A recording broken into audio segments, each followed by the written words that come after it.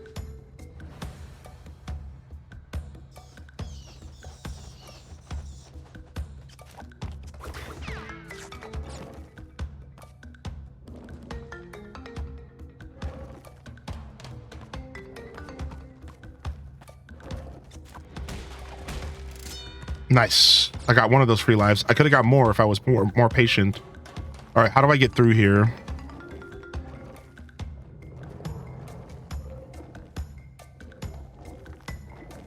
I think that's my chance. That's my chance right there. That's my chance right there. Okay.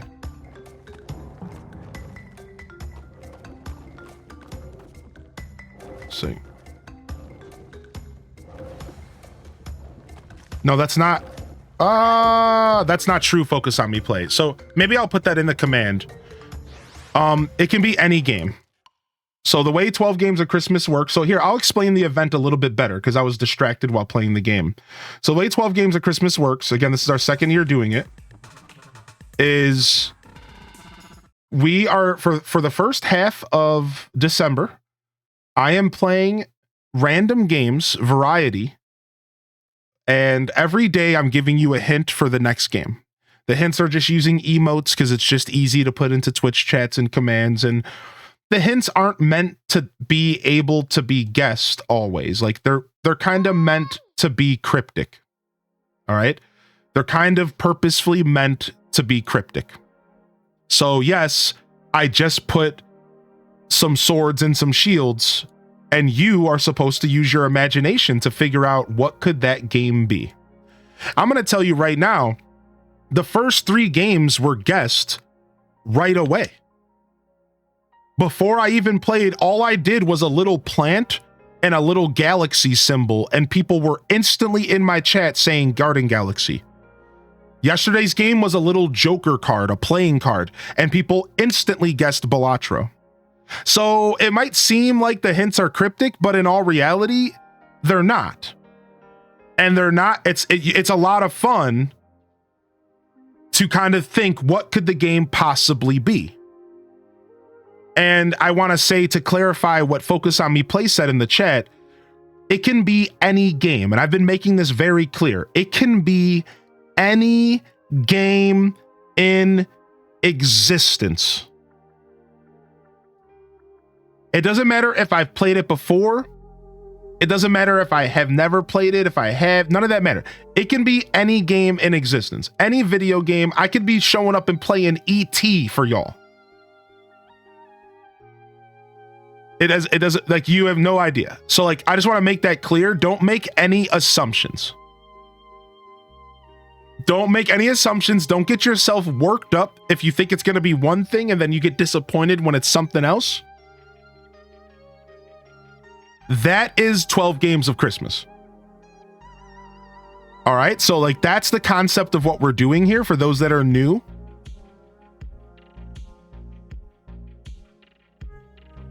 And I'm going to go ahead and update the command to say it can be any game, because I think that that's something I probably should make it clear.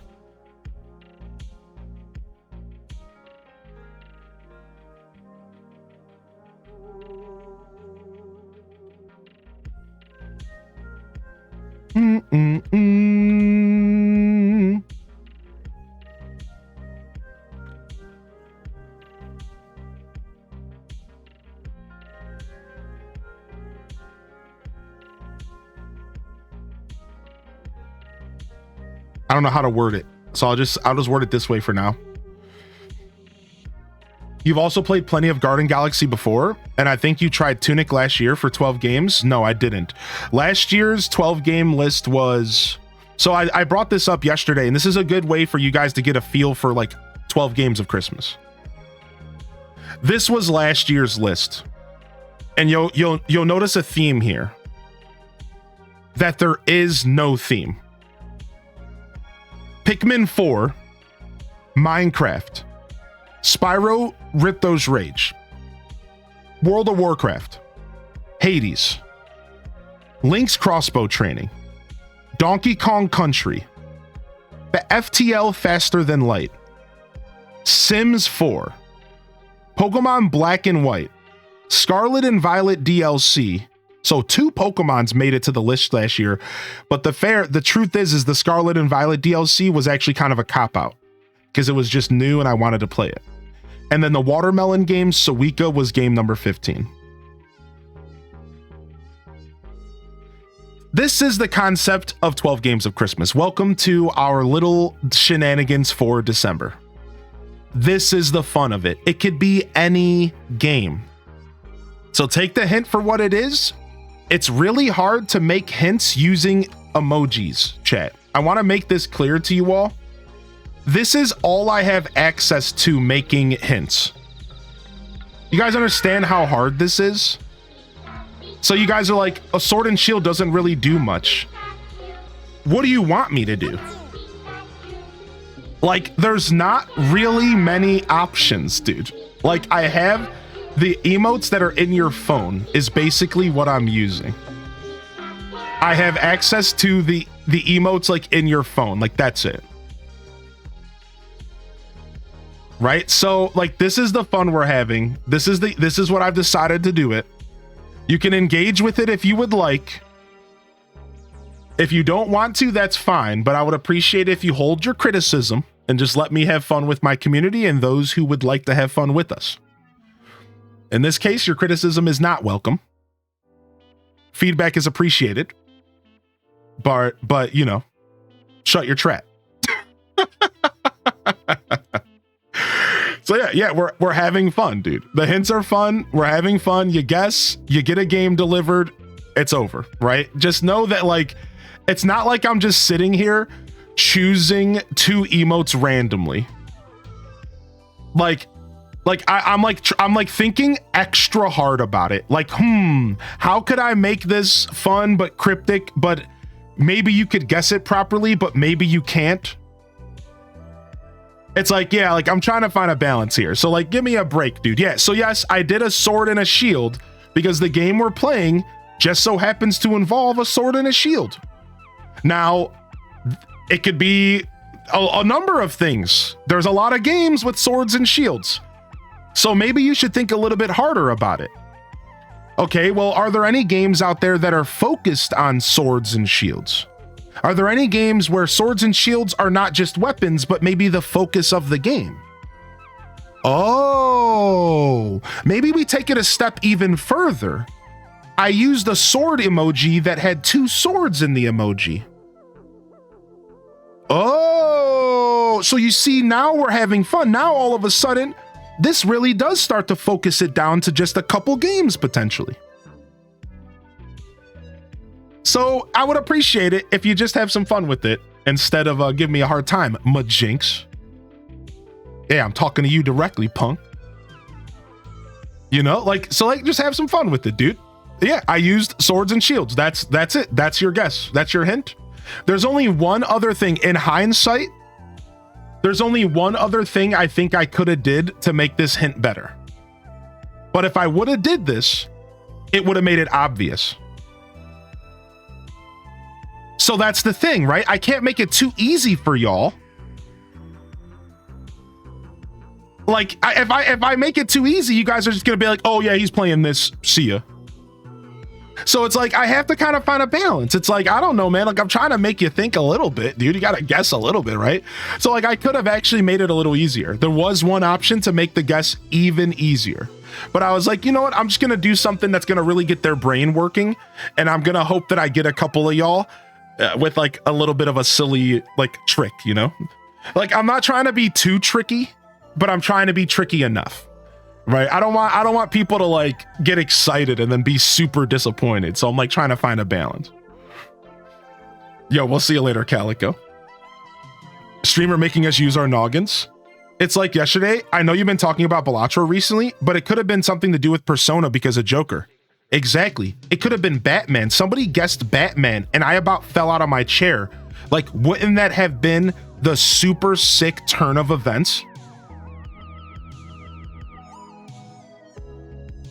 If like all of a sudden I showed up playing Batman Arkham. Like, that would have been like really silly and you would have all fell out of your chair guessing Balatro, right? So like sometimes the guess is like super obvious. Sometimes it's not. Like, I like to kind of mix y'all up. I was thinking Batman related, right? Like, yeah, like that's the fun of it, dude. Like, I want you guys to have a little bit of fun with this, you know? Otherwise, I would just play different games for 12 days and you guys would just watch. This way it's interactive, it's interesting. Oh, it's fun. Yeah, it's like an advent calendar, exactly. Yeah, it's neat. Don't make them mad. Oh, you haven't seen me mad ending croissant. I promise you. You haven't seen me mad. Yo, what's up, bird is the word. We've only been mad on the stream a couple times. If you type a 1 in the chat, if you've seen me actually mad and angry on Twitch. I'm curious. We got some OGs in the house. I'm sure some of y'all see me a bit angry at once or twice. But that's about it. I don't wanna. I'm gonna go 1.5. I feel like only once or twice in my 2 years. Yeah, you haven't seen me angry, dude. Not mad, but upset. Well, right, and there's a reason why there's different words to describe similar emotions. Like, we're talking mad, we're talking angry. We're not talking annoyed. We're not talking irritated. Those are different emotions. Yeah, sure, I get irritated all the time because I sit in front of a computer screen for 8 hours and I get tired. I get headaches. I'm a normal guy. Sometimes I get a little upset. Yeah, like a little like, oh man, like that could have went a different way, or my internet went out and I'm a little upset now. But have you ever seen me mad or angry on this channel? No, maybe once or twice. And I can think of a couple scenarios where it was like pretty close. Right, exactly. So nah, don't ever get it twisted. I'm a pretty passionate guy and I like to have a little bit of fun. And every once in a while, I will get a little irritated or a little upset with like a comment. Yeah, it happens, man. It's hard to like be a stone wall permanently on this platform when you stream 6-7 days a week. It's like, I can't be a stone wall every day, man. Every once in a while, you know, I get nitpicked to the point of like responding.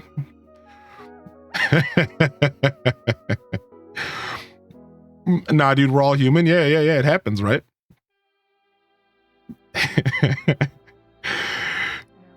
All right, let's see if we can beat this level. Your birthday's in 4 days? What's up, Donnie, dude? You doing anything special for your birthday? Oh, how do I get that? Wait a second.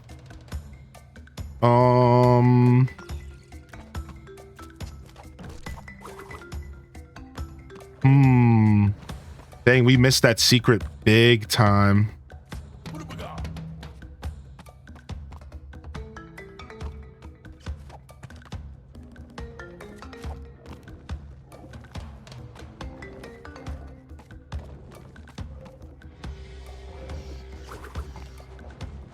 Oh, this sent us back pretty far, actually. That last death.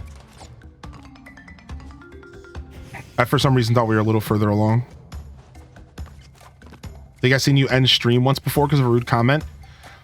Yeah, out of like... I remember. I've done that once or twice. Because that comment and my reaction to it was the realization that I needed to not be in front of a couple hundred people at that moment in time. I've had that happen a couple times where like I have an interaction on stream and then I look back and I realize like that interaction sucked. And then I go, you know what?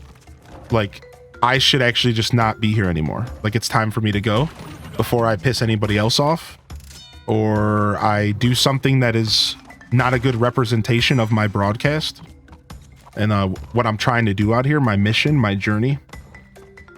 And I'll call it.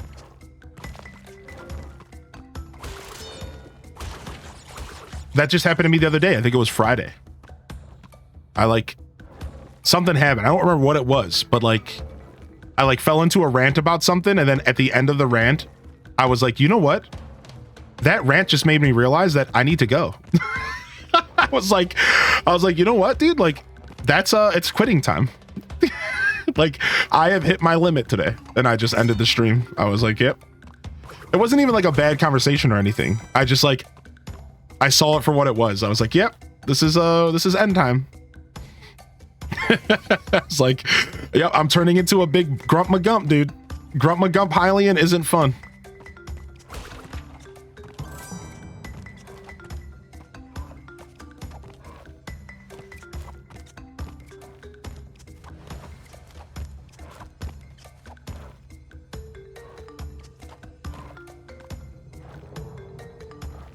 Some rants make you feel icky. Yeah, you know what it comes down to? It comes down to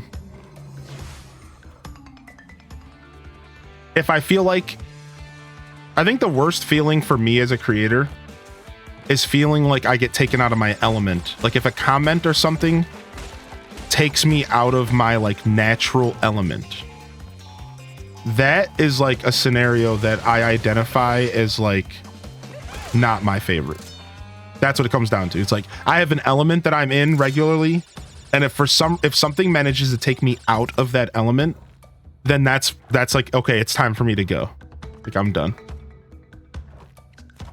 Or like I have an interaction that where I'm not really myself.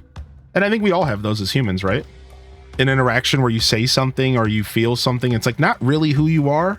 You were just reacting to something emotionally. It's like, okay. Frick, dude. Frick!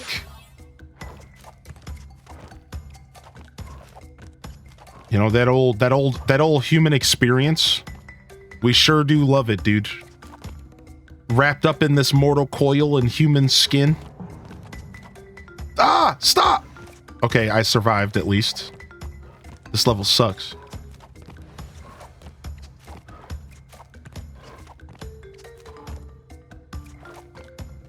Do do do do do. Do do do.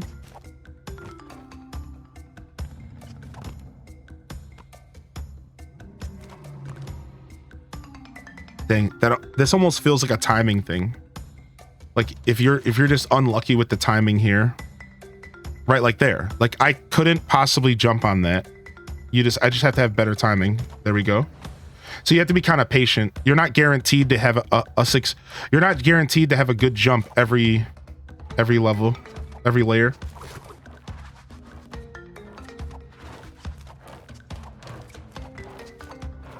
Ooh, that was dicey from the beginning. I jumped a little too late. There we go. Now this is a little bit cleaner.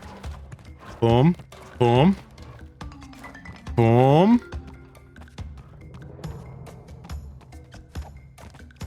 Sometimes Crash Bandicoot levels feel like they never end, dude. Come on. I thought I could spin attack that guy.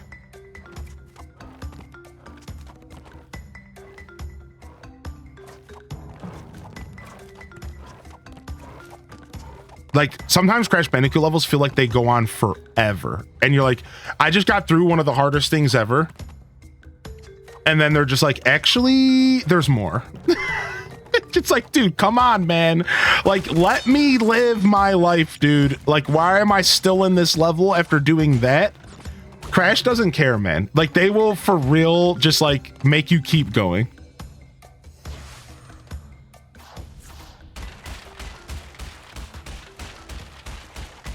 Yeah, Ryan Perp, exactly. I wear my heart on my sleeve, dude. I've said that my whole life. They feel longer when you're trying to get all the crates. Yeah, I wear my heart on my sleeve, dude, for sure. Yeah, you know who the different faces of Hylian are easy to identify. Like for sure. Koala Kong. Let's go.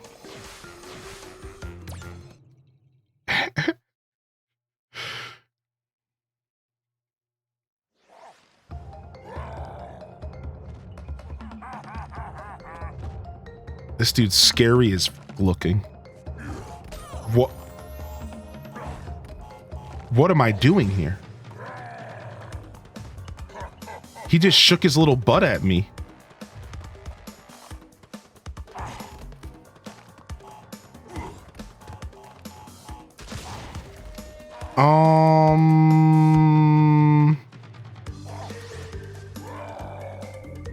I love that these bosses are like somewhat puzzles. Like instead of having a big eyeball on it that's like attack here, it's like you just have to kind of figure out what you're doing. Wait, did I just jump in the lava? I kind of like that about these games. Like it's actually really cool that it's not obvious what you're doing at first.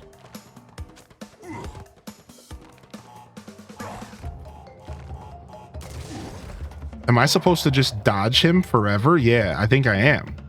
Yeah, he's doing something else. So we're just playing dodgies here. Yeah, we're just playing a game of dodgies. This is a stamina fight.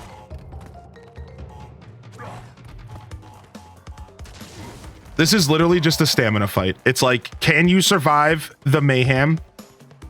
And then we have to make sure we don't hit the cart. Because they're putting carts in front of him as he pumps his pecs.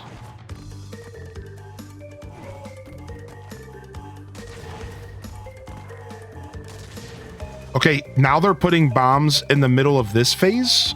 That's a little rude, if you ask me. All right, one more hit, one more hit. You guys, I just realized you guys can't see his HP. I'm covering it up. One more hit, one more hit.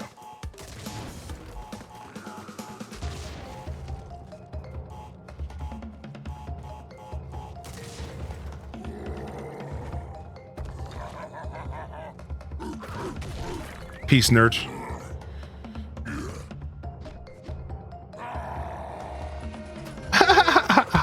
Got him.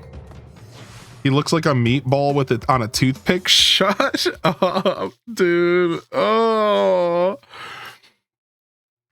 It's dodgeball. That taunt certainly is a choice. Heavy machinery. Ooh, okay. I like this game just throws you straight in. How you doing, Mr. Nintendo, by the way? I saw Mr. somebody else in here that I haven't had a chance to say hello to in a while. Shay. I saw it's Shay. Hey, it's Shay come in here. Couple faces I haven't seen in a little while popping into the chat. Dude, if you're out there, don't be shy to throw a message into the chat. Let me know you're vibing. Forrest Korok, good to see you. I think the game's auto-saving. Thank goodness, right? Yeah, I think it's auto-saving.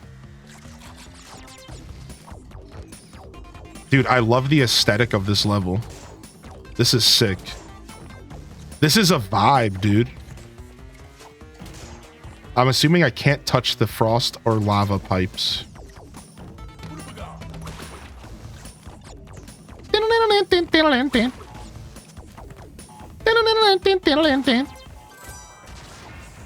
Oh, I can touch the ice pipes. Okay. Okay, not sure how that worked, but whatever. I'll take it. What's up, medic?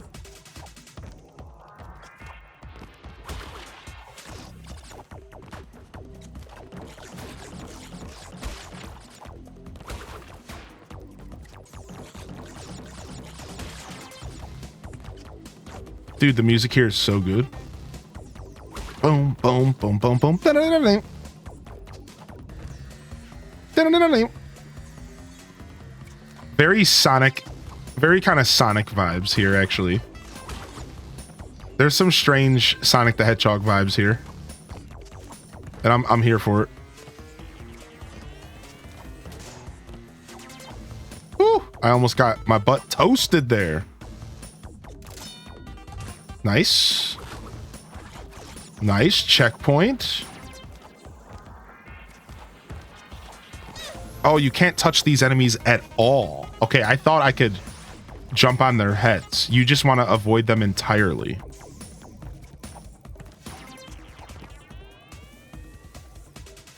You prefer the OG soundtrack? Dude, okay. Crash Boat. The closer you get to Cortex, the more interesting the levels get. Oh,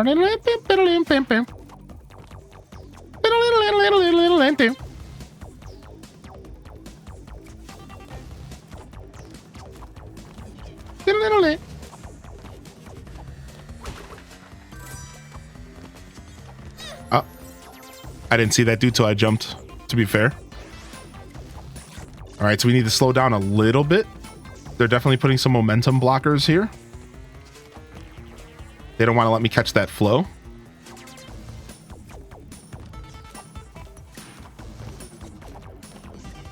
What's up, Belle? We're playing an old PlayStation 1 game.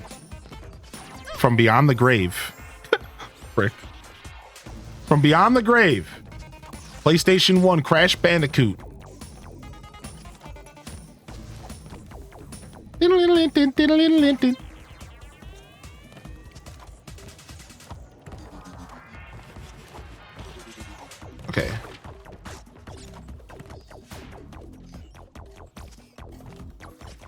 Okay, that got a little bit butt clenchy.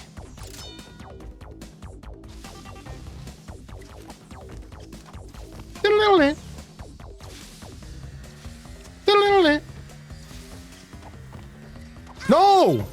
I didn't see that it was a heat vent. Okay, you can actually speed through here. I'm gonna try. Nice, they gave me my free Ooga Booga. You can go through here a little bit faster than I originally thought. If you just catch the proper cycle, which feels nice. Okay, I lost my Ooga Booga there, but that's fine.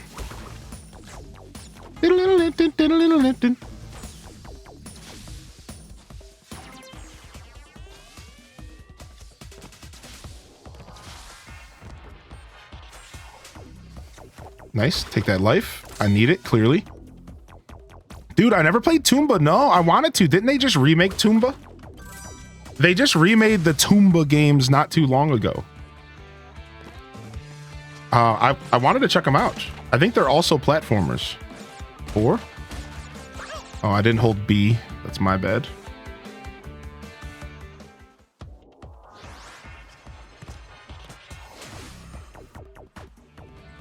You know what game that I really enjoyed playing from the past that was a remake?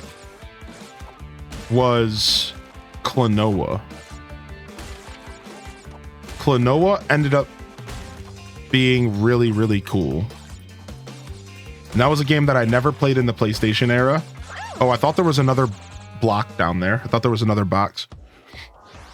Yeah, I never played Klonoa growing up, and I played Klonoa on stream like 2 summers ago, and it was cool, man. Great platformer with a lot of like really cute and like honestly like innovative platforming ideas.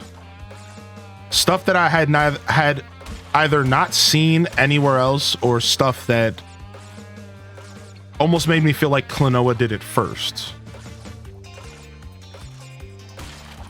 Very innovative game. Really like that. Nice, no lives, but we'll take a bunch of Wampa fruit.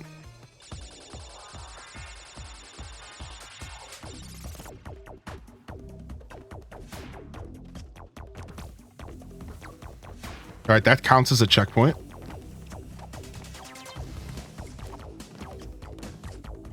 So that's good.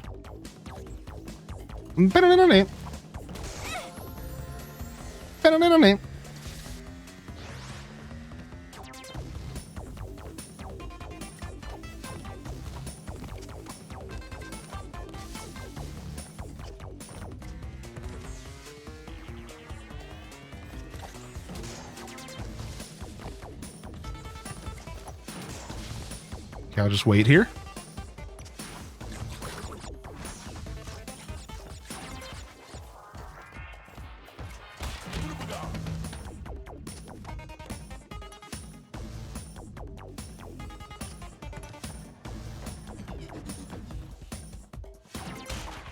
Sick. I remember the final boss of Klonoa kicked my butt though. Holy heck, did the final boss of that game kick my behind, dude.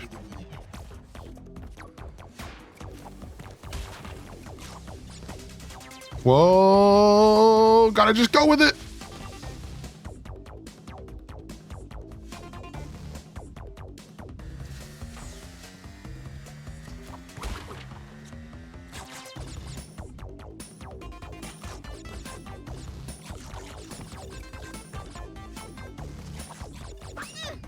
So that part's a little bit rough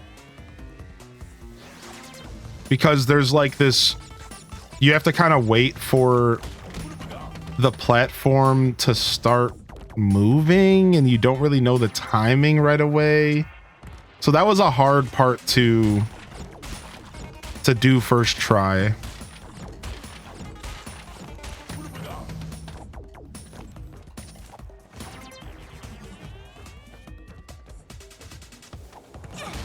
Ow, that sucks to take damage there. It happens though. All right, here it goes again. Yeah, like here, this isn't bad because you're already moving. But here it's like, I have to kind of wait. Okay.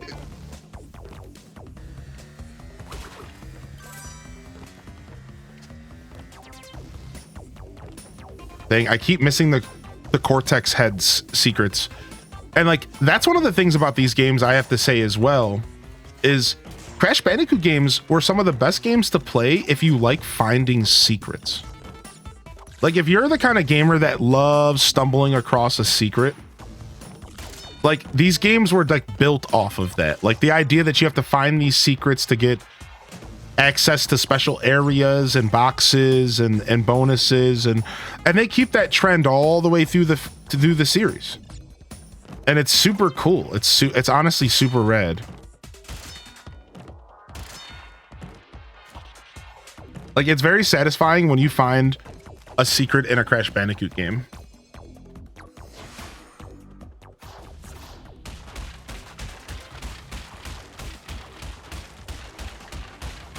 Dude, she's getting beat down. Stop.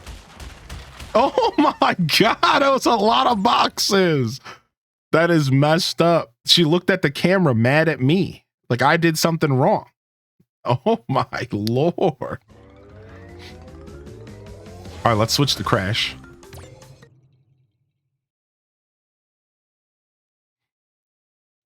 I just got back to witness that poor thing get a concussion. Girls going to get a concussion. Very rewarding to find a secret. Yeah, it really is. All right, here we go. Nice. I love a good camera behind level. Like I enjoy these levels.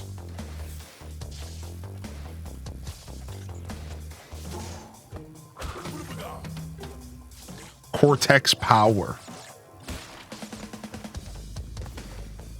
Ooh, a split path. We'll take this free life and then we're gonna go this way.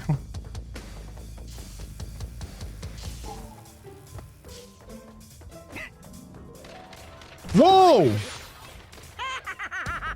What? Dude, get that dude out of here.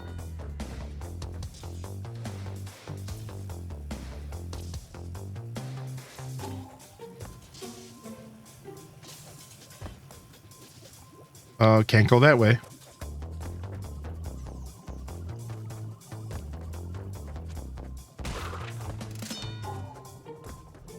As a kid, I used to always try to go as far backwards as I could through some of these areas. Like I would try to go through the level backwards there. I used to try to do that a lot as a kid to like look for secrets and stuff. Sometimes you would get rewarded for doing that. Like to talk again about the game rewarding you for secrets.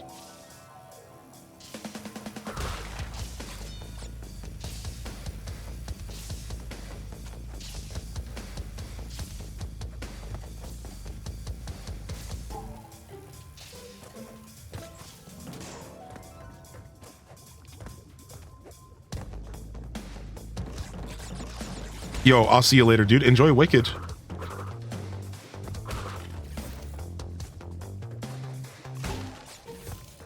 Nice. Oh, I guess I'll take these Wampa fruits. We do need some lives. Only 13 out of 42 boxes. I clearly just missed this whole level. Good thing we switched off of Coco because we didn't want to watch her get beat down again. This feels at least a little bit better.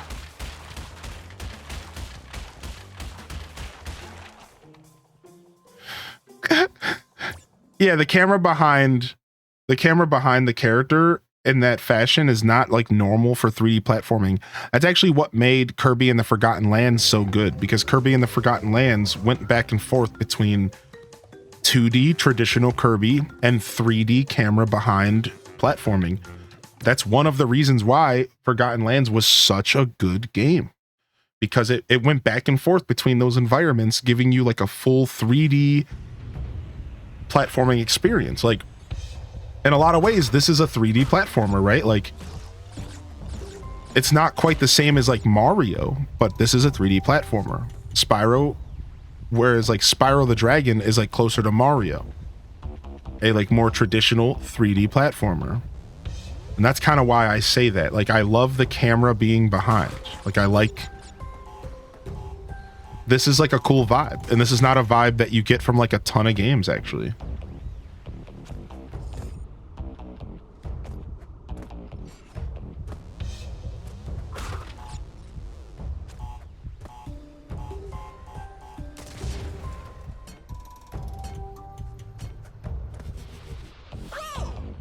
I like knew it. Like, I'm standing on this thing and I'm just like,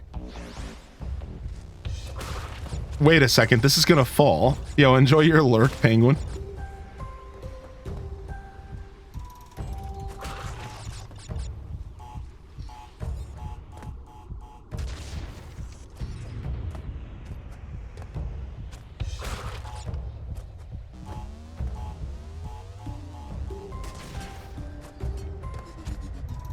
You really only have like a little bit of time to figure out what's happening there.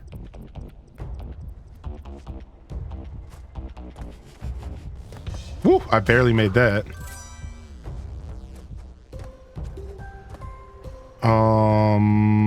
Secrets? Hey, yo. Motherfucking secrets. Now, because I'm not trying to 100% this game right now. Whoa. What? I didn't know that platform was gonna fall. They just jebaited me so hard, dude. All right, jerks. I'm literally saying, like, I'm not trying to 100% the game, so I don't feel the need to get like every box. So I'm like, I'll just skip past these ones that are obvious traps. The whole thing was a motherfucking trap, dude. Well. You just hit 2 lives too? Yeah, they played me.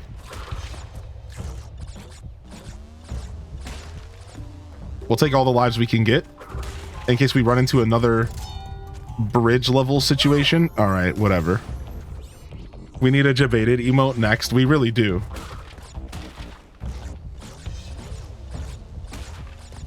All right, we'll take all the Wampa fruit we can get here.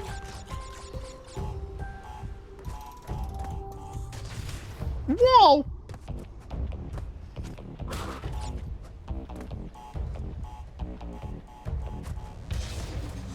Thank you. All right. I didn't know these platforms could come back up. So it's this area itself is kind of silly because I didn't even know that was possible. I mean, I'm going for these lives again.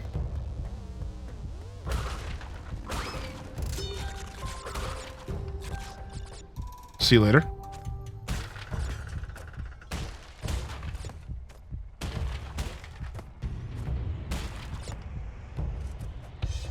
Nice. I was about to say, I bet you there's a checkpoint right up here. And that's the funny part about them jebaiting me there. It's because I kind of knew there was a checkpoint coming up.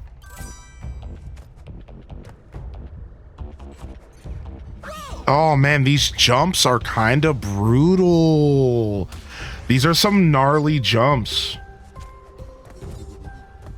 Just a ton of distance. A ton of distance, and it's just like a little bit dark.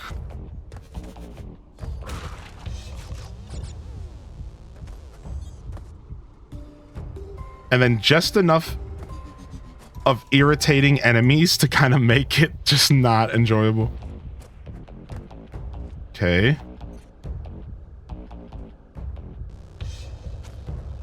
I guess I should have waited one more cycle. Every death, 5% patience lost.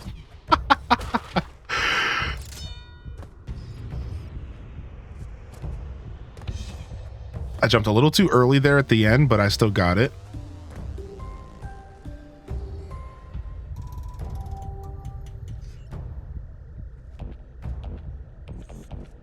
There we go. Oh, I thought it was before the platform. This whole time, I thought that was before the platform, not over it.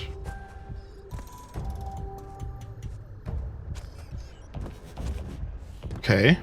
That changes things a little bit. And we might not even need another bridge level. This might be our next bridge level. Some of these jumps are gnarly, man.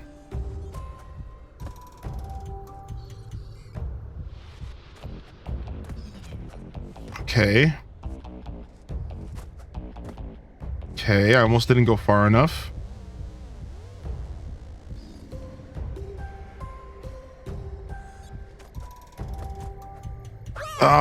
Dude, jumping to these platforms in the dark, it's like, it's just so hard to see how far I need to go.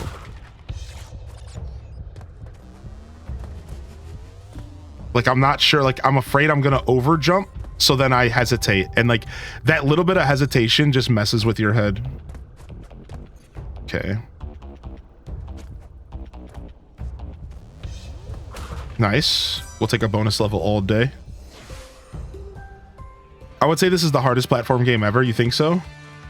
I don't know. I don't exactly know. I would say the Crash Bandicoot games are definitely on the list for some of the hardest platformers ever made, for sure. They're 100% in the conversation. I would have to think really hard about other platformers and difficulty and all that. Complete lack of depth perception. That's what's tough, right? It's like you... So then you do something like give the players low light, and you really feel that lack of depth perception all of a sudden. Like, even more so.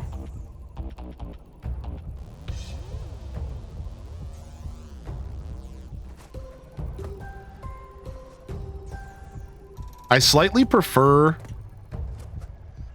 my platformers to be like a little bit more fast-paced. So like when platformers start to slow me down and like force me to like take a breath and be patient, it can be a little bit unnerving for me because I'm like a flow-based platformer and I like to catch a flow. From playing all the Sonic in my life and then the Mario games, it's like I like to just catch a flow and just do it all in like one go. Whereas like when you start to get into like the later levels and like some of the harder platformers, they want you to just do a lot of this where you're just kind of standing there and like just messing with you. You're just like, okay, you have to sit there and wait for cycles,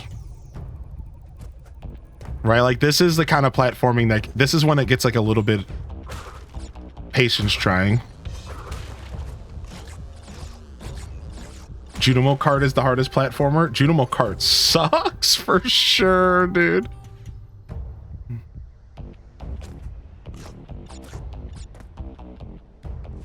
I agree with that, Katrina. Right, I want the big circle under them so I can see where I'm going. Exactly.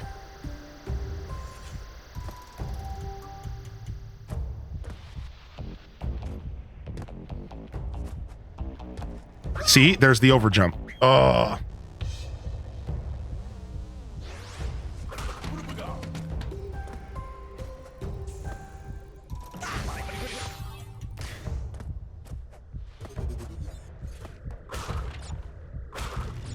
That's that overjump right there. That was I think the first time I overjumped those platforms was the reason why I kept underjumping them, because like I knew that was a possibility.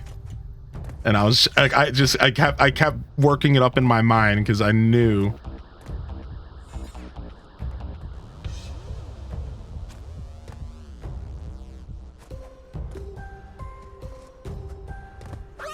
And then there's the old under jump. Ugh.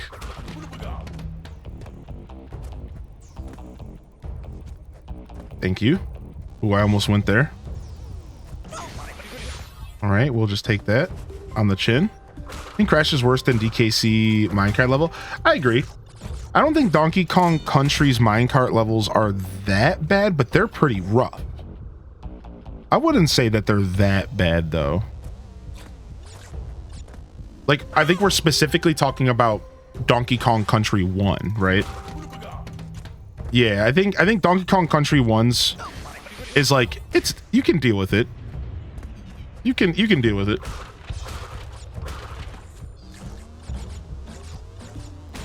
Dude, there's the later minecart level that is seriously gnarly. There's two, I think, in that game. Maybe there's a couple. But there's one specifically that I'm thinking about, and I think it's the second one you come across that is like that has some of the tightest jumps, dude. It's like some very tight jumps.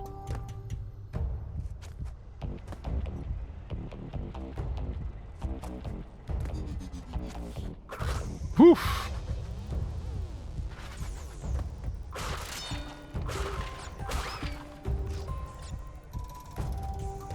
What the heck? That thing was moving fast. Look at Cortex's face on the pictures. I like that. That's cool.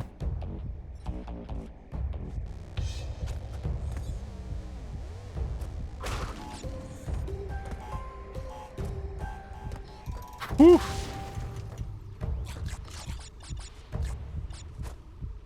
All right. Okay. Oh. Oh, no.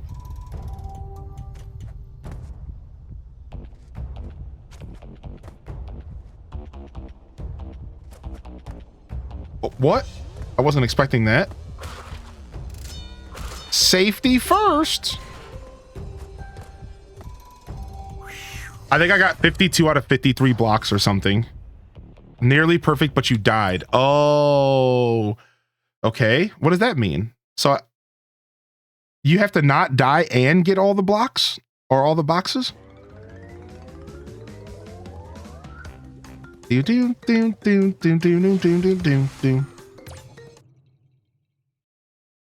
hate overjumping in this game so badly, but at the same time, highly, and it makes me want to continue on my Crash gameplay. What's up, Water Lily?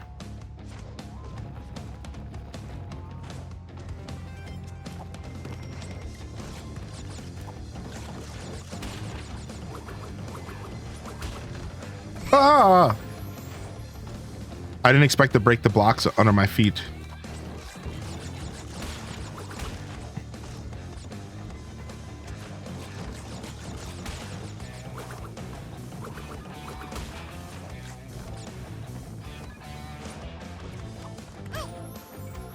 I tried spinning. I guess I just clicked the spin button too late there. I'll take more lives though.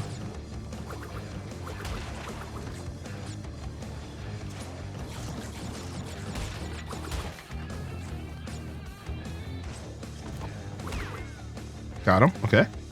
Those guys aren't too bad. They're a little bit scary to deal with.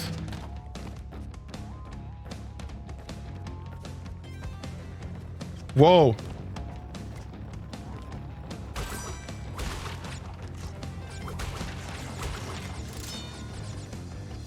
It's like I knew they were coming, but they still surprised me.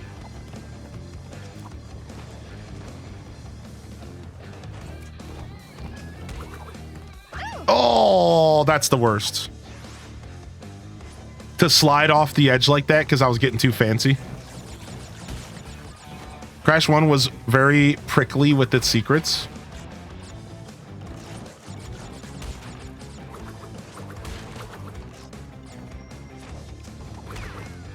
Okay. You have to be careful because right behind those guys is a ledge. And that's how they're playing you. Like, they're kind of debating you.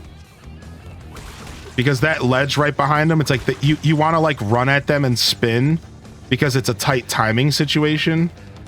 But then if you run at them and spin, you fall in the hole behind them. It's kind of jerkish. But then again, that's this whole game. Just jerkwad city. Yeah, Homemade Alien. I've been there in a couple video games before.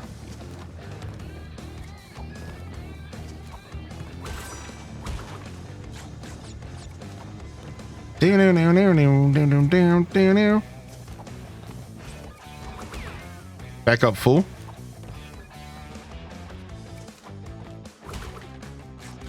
Nice. Some more Wampa fruits. Hook us up. This is not cool. You can make them bounce. Dude, what? Screw the bouncing ones, man. From the front, you're gonna make me deal with bouncing ones from the front. Like, that's not good. That's a lot harder to gauge, like, where it's coming.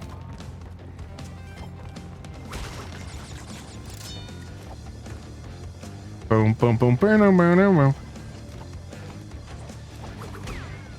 All right, got you. At least this song goes hard.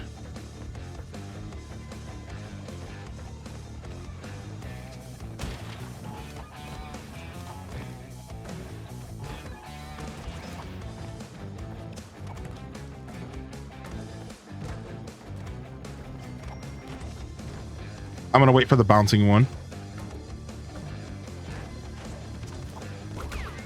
Nice. All right, smooth. Smooth as eggs. More bouncing ones are coming, I'm sure.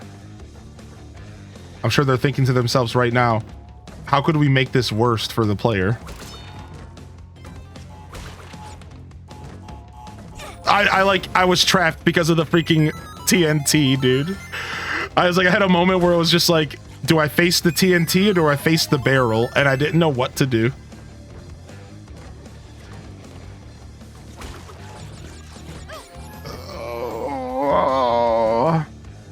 Okay.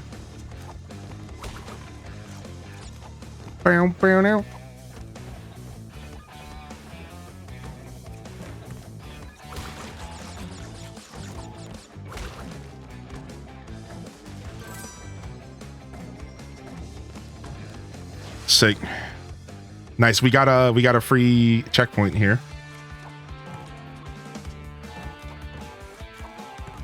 Wait, I just realized it's gonna blow them all up. I said as it's head, I'm like, wait, it's gonna blow them all up. Wait a second. They're just too close to each other.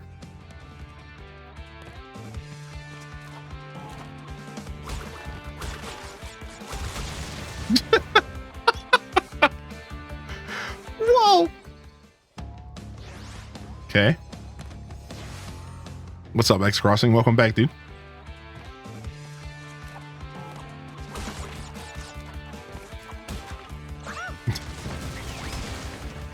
Okay. It'll be this time for sure. Dude, I love that you don't lose lives in bonus stages, because I would be screwed.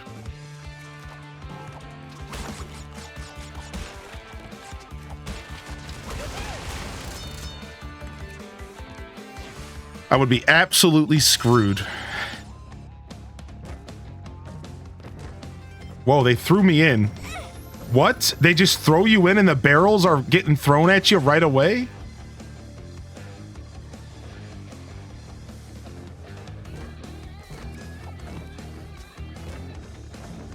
I feel like I'm just getting lucky. They're just going over my head luckily.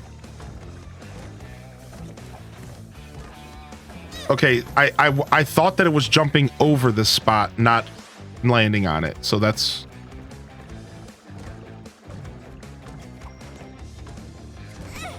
I guess I want to try to jump over it. Guess that's what I'm trying to do here.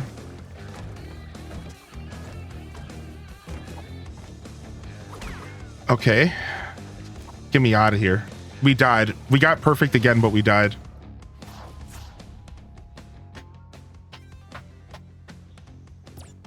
Bonus stages give you a bit of a wee breather. Yeah, exactly.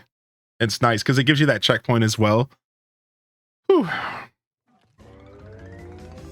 Pinstripe Potoru. Uh-oh. It's a boss. Pinstripe Potoru. What?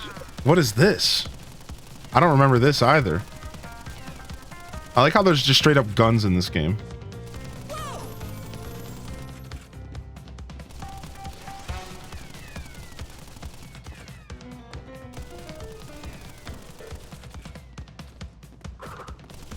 Okay, I think I'm supposed to... Yeah, I got to attack him in between cycles, yeah.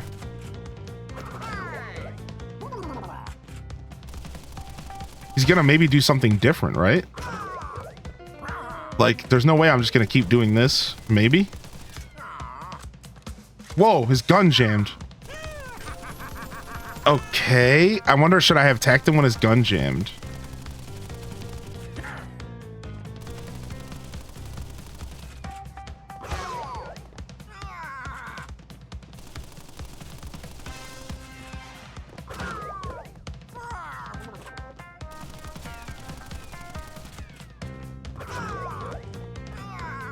Okay.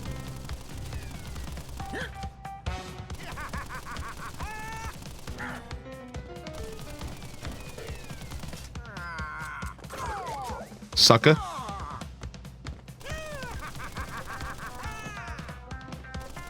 This dude's nuts. Okay. We can only hit him when the gun jams now. That's the whole game. Oh, okay. I went too soon. So in the second half, you can only attack him when the gun jams. I tried to get a sneaky hit in there. I didn't even know if that was possible. No, it's not. All right. I had to try, man. I had to try.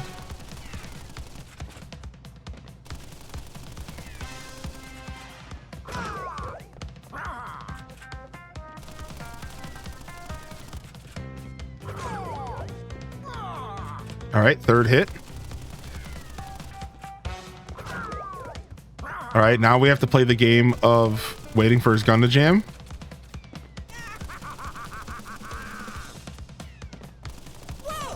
Oh, dude, see, going back and forth between cover in that scene is tough. That's the one thing, is like you have to move pretty quick. That's the challenge. At first I couldn't all the way find the challenge of this level until now. It's like you have to start moving very fast.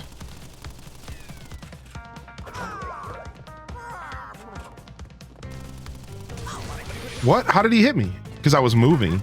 You have to not be moving at all.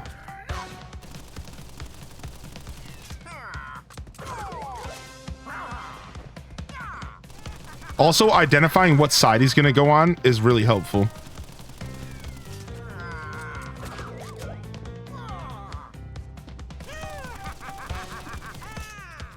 What? In the middle now?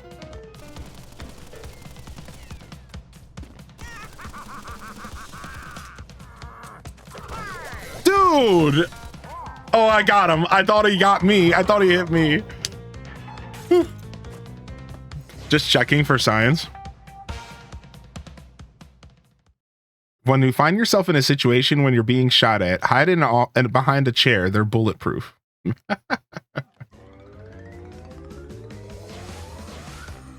The high road. Uh-oh, I see another bridge in front of me. Those are some strong chairs. Oh no.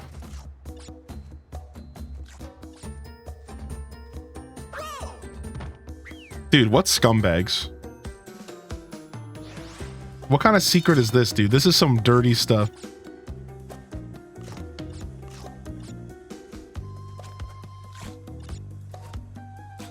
Come on, dude. What is this secret? I must know.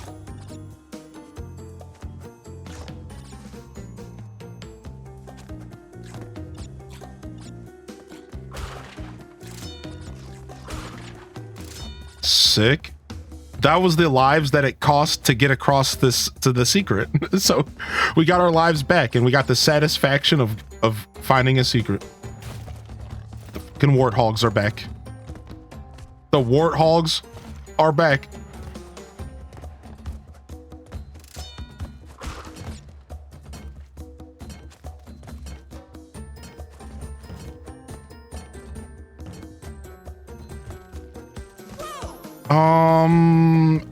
I don't think I'm supposed to use the turtle for the second part there.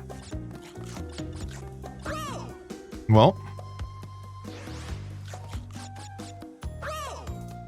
This sucks a little bit. These slide jumps are weird to start with. Like I prefer these slide jumps to be like in the middle of momentum. I don't like starting with them.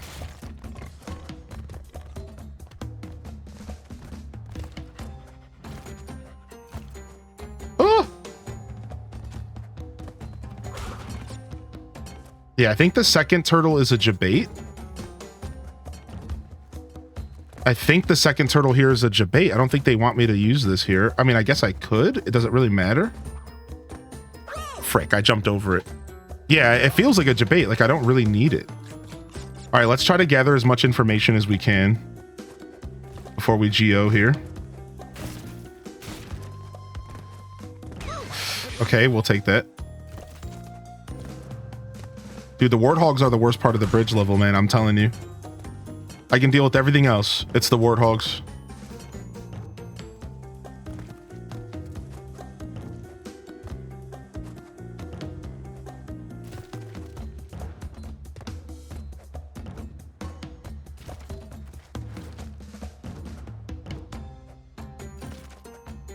Oh, that was tough because, like, it's hard to gauge, like, how far you're gonna go when you're jumping on the turtles without any momentum. So I wasn't sure, like, what to expect because I'm used to jumping on the turtles with momentum. So that was tough. He saw me get, like, I wasn't sure about my footing there at all. Dude, this being your starting jump is brutal.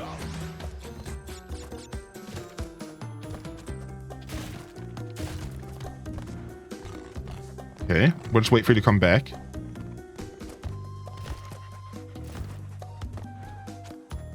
Okay.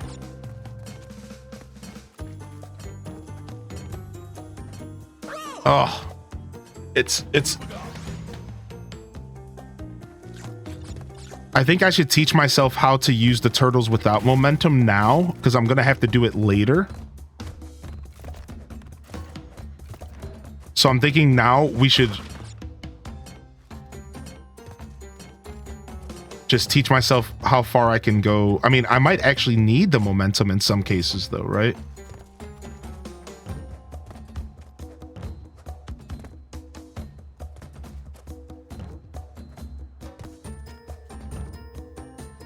Okay.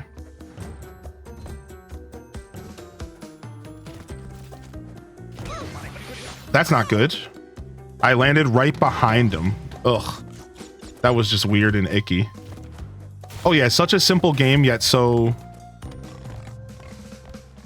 diabolical. A lot of these game design decisions are some of the best examples of just humans on human crime. Like, a human being made this game and said, I'm gonna put another player through this.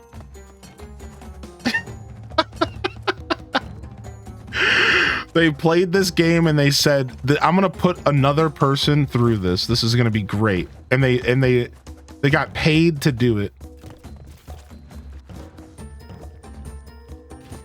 Ah, okay. We got a free life. That's good. That's not good. So let's go for the rope here.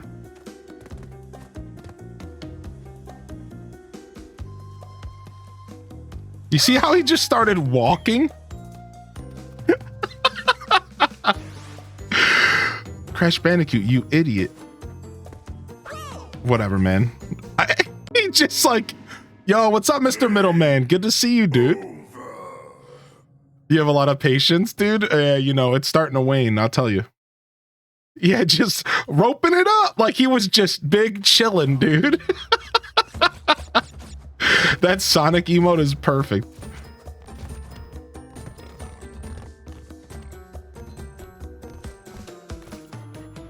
So this enemy, this level is like my worst enemy because the first one I got through it pretty well. Like once I started breaking it down, it came down to being able to kind of like momentum my way through it.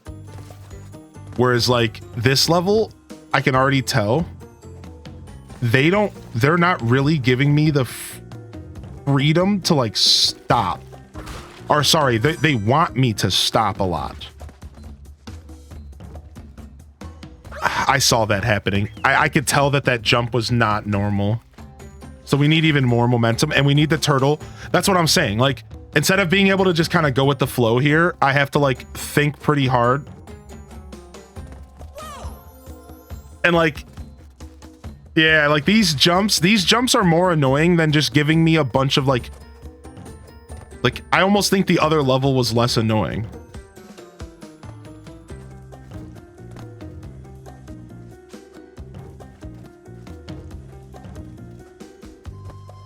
Oh, I tried to like back up a little bit so I could just land straight back on the turtle again. I don't know if I needed to do that, but I just wasn't sure. You see what I mean? Like, I think, like, I don't think I'm going to be able to have the momentum to do that there. It doesn't feel like that's going to work.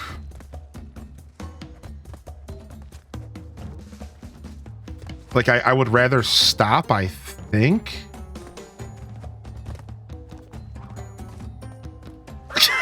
I went for it. I didn't like the position of the turtle there. I was like, I'm just going to go for the rope again. The game devs were more chill in the sequels. Yeah, I mean, and I think this game is a testament to the times, right? Like, they set out on a mission to make a game that competed with like Spyro the Dragon and like Mario. And like they had a goal in mind to kind of make themselves stand out, and I think the difficulty was their goal, because like I remember at the time that even the developers of Spyro were like worried that Spyro was going to be too kiddish.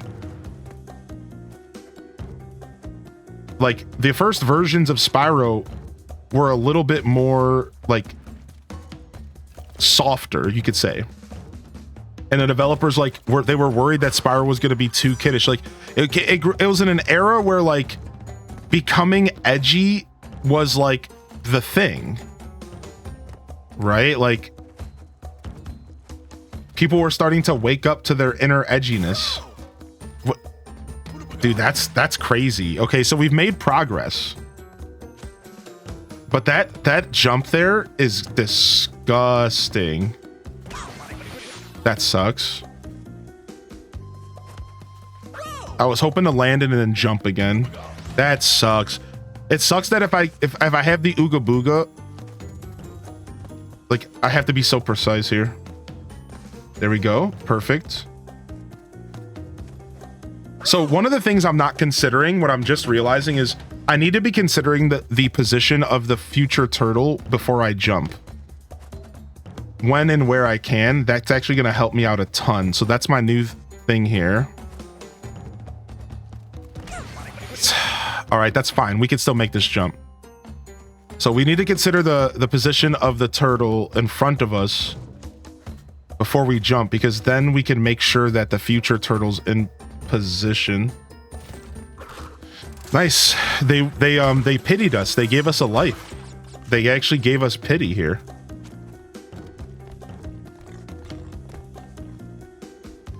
This is gonna suck. I just noticed that the warthog stops when you pass him. I don't think I noticed that. So all you have to do is get past the warthog and then he stops.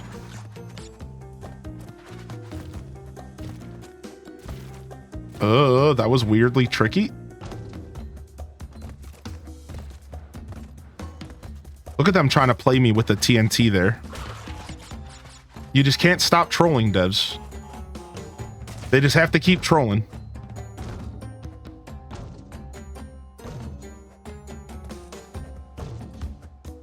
Oh, come on! We were flowing, dude! We were zooming!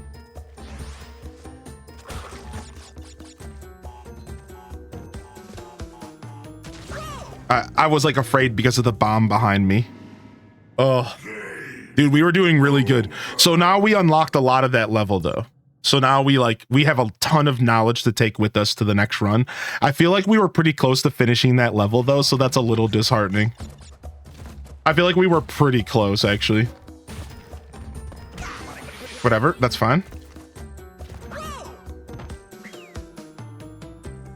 That like threw me off a little bit.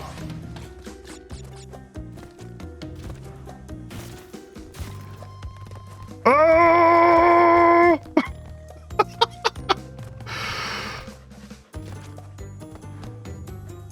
cruising.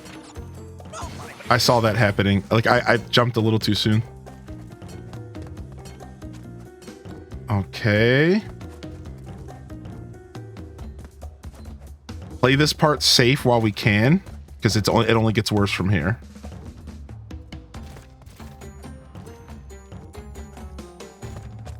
All right. This is where we need to start paying attention to the position of the future turtles. Because it helps a lot if we can just have the perfect position ahead of us.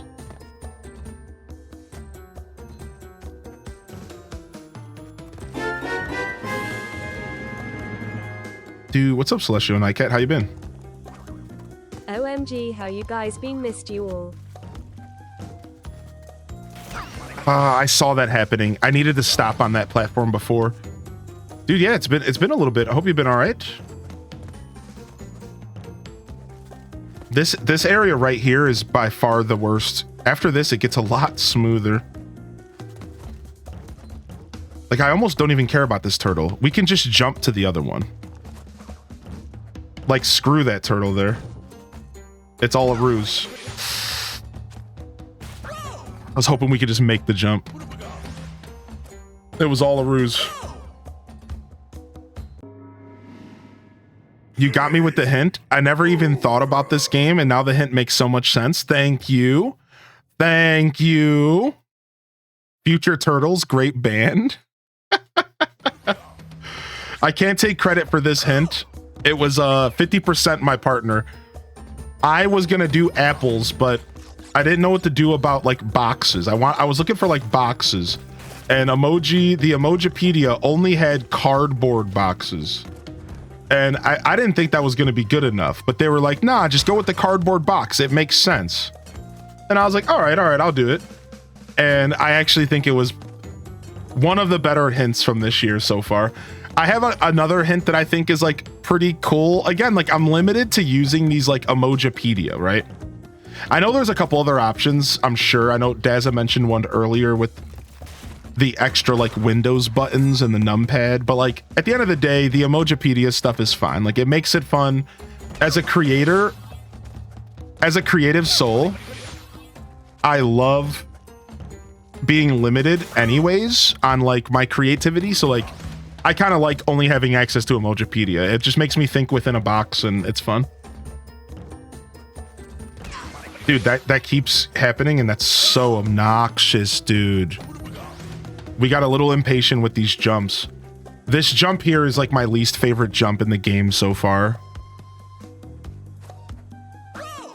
It's just so obnoxious, dude. It's like whatever, man.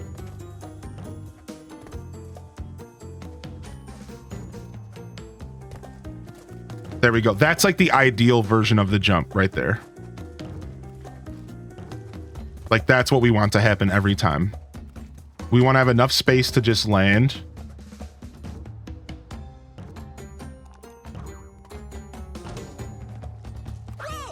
You see, but then if you don't have any momentum, I held forward the whole time there.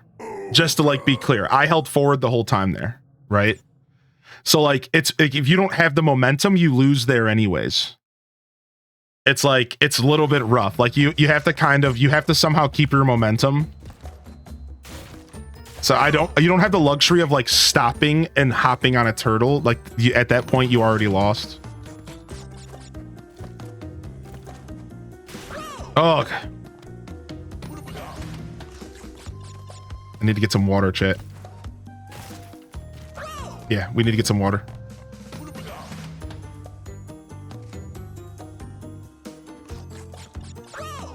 Whoa! All right, let's get a fresh round of HP here. And we're going to stand up and tinkle. We haven't stretched in a couple hours, so.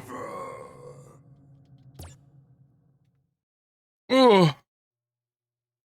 Yeah, the noises crack me up. I know. Wow, it's so funny.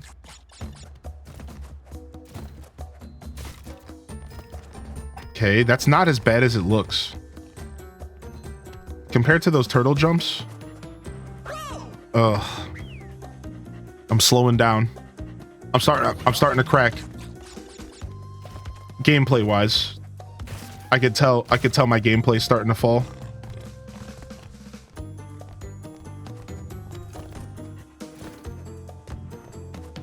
Okay.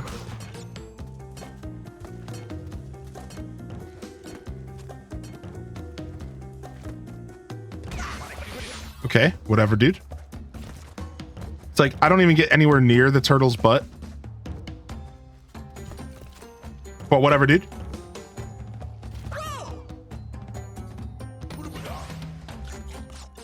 Yeah, unfortunately, you don't really see the shadow until you're so close that it doesn't matter. I know Katrina was talking about that earlier. It's like you don't really see the shadow on the platform until you're so close that you don't have enough time to pivot in the air. Like you already lost all of your air drift by the time you see the shadow to line yourself up. So those situations are very much just faith jumps. Like in platforming universe, those are just the kind of jumps that you just have to kind of blindly hope that you have the perfect distance mapped out. Like as you're doing the jump, because you don't have any other guide besides for just like, okay, I know I need to hold a control stick for this long to line myself up. Like you don't get any like luxury of like a shadow or like a placement of your character.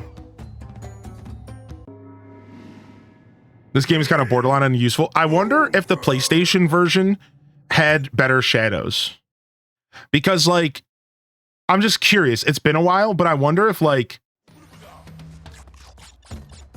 because this game's like clearly trying to make the shadows more realistic, this remake, but like in turn, they might not have realized it, that it made the game harder. I'm not complaining, but like, it's a curious thing to think about. You know what I mean? Because it's like, yeah, like they went for this whole like realism and like nice graphics and HD, but like, how does that affect like an old game like this? We barely got that jump.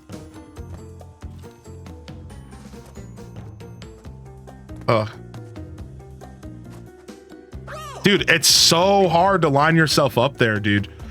Because like the way like if you hold, like you have like these little inchworm jumps, but if you hold forward a little too much, then Crash does like a flip. Yeah, like that little flip gives you like a certain amount of boost forward.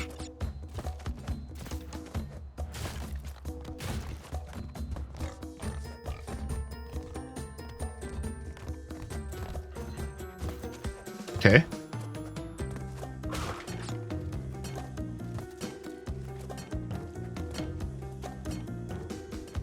See, I'm like barely making that jump because... All right, we'll just do that. That's a lot easier. Okay, we can get that easy. Easy money.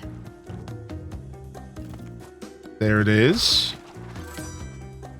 Boom. All right, we're kind of developing... We're back. We're locked back in again. We're kind of developing a little bit of a cleaner strategy. That's like sadly the most frustrating thing that's happening is I'm getting like a little too close to his body. That's the only thing stopping me, I think, from getting this bridge down pretty well. There we go. So I adjusted my air drift a little bit, and it seems to be making a big difference. I adjusted like how I'm drifting in the air, and it's actually making a big difference. So I'm feeling good here. Again, I'm talking about specifically like how I'm hitting the turtles. Like how I'm landing on the turtles. Like I'm adjusting it just a little bit, and it seems to be helping a lot. Nice. Nice.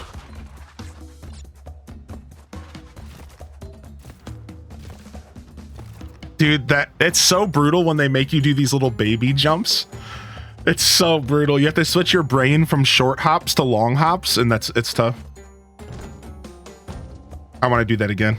I didn't like that. We didn't have good momentum.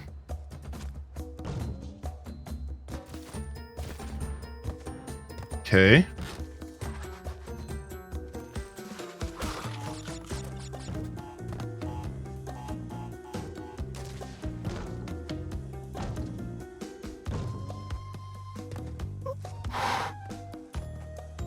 Oh, that sucks.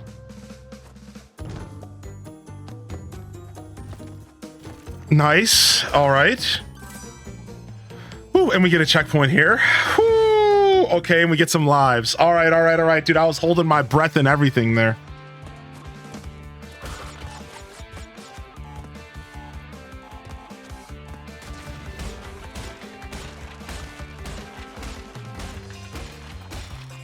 Wait, I'm not doing this right.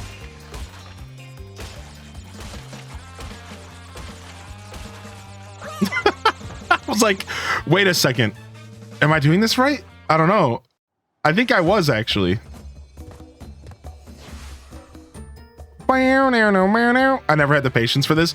Dude, my friends used to call me the patience king because of how much platforming I would play as a kid. Nobody else in my friends group had the patience for platformers like I do.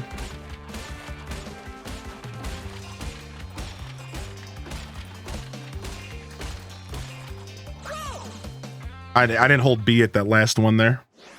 I think I know what I'm doing though, because they set up the blocks down there to where you can get back. I think so. It's kind of hard to tell without just going in.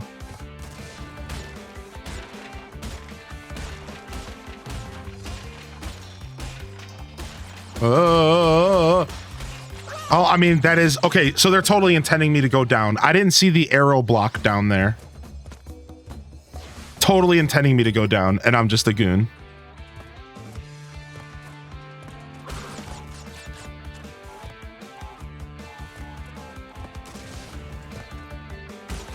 Ah, the first one didn't pop, and it confused me. Like, what was up with that?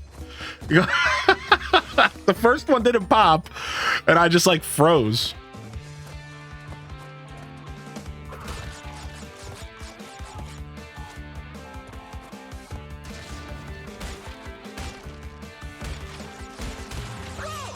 Ah, strange. This is a strange puzzle.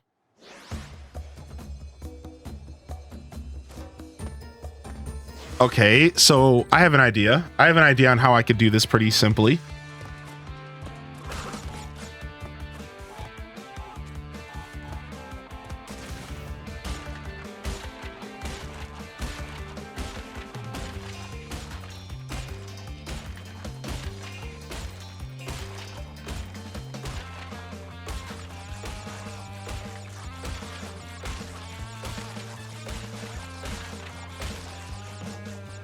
There it is. I knocked away one of the... Why can you spin lives away? Like, who thought that that was a good decision? Oh, and when you press the spin attack, you can knock lives away and you don't collect them. Kakaleo. Like, come on, dude. Like, that's not funny at all, dude. Like, that's not cool, dude. Like, who did that? I'm gonna find that guy. I'm gonna find where he lives. And I'm gonna give him a strongly worded letter.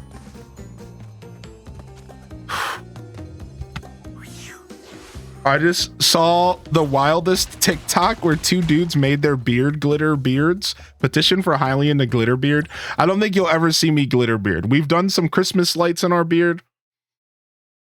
I don't know if you'll ever get me to do glitter beard because I'll just never get it out. Like, I don't want to be the dude who is permanently glitter bearded because of a decision I made on stream. Like, I don't know, man. You underestimate just how dense my beard can get. That glitter's never coming out. That glitter's never coming out of my beard. It's like it gets pretty dense. Frick. Beware the glitter beard. What's up, Spacey?